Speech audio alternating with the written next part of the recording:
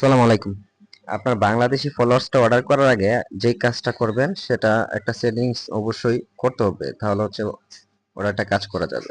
প্রথমেই three dot মেনুতে click করবেন, তারপরে হচ্ছে আপনি টিকটক স্টুডিও এটাতে ক্লিক করবেন।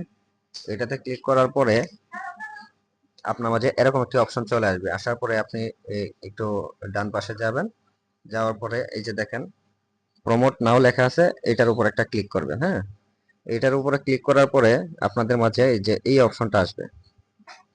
তো এই অপশনটা আসার পরে আপনি যে মাইন লেখা আছে, মাইনের উপর একটা ক্লিক করবেন। মাইনের উপরে ক্লিক করার পরে এই যে দেখেন এখানে রিকোয়েস্ট লেখা আছে। হ্যাঁ, এই রিকোয়েস্টের উপর একটা ক্লিক করবেন।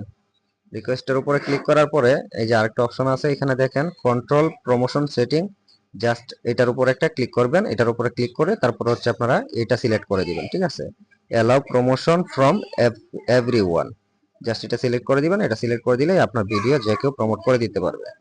হ্যাঁ, এতটুকুই কাজ।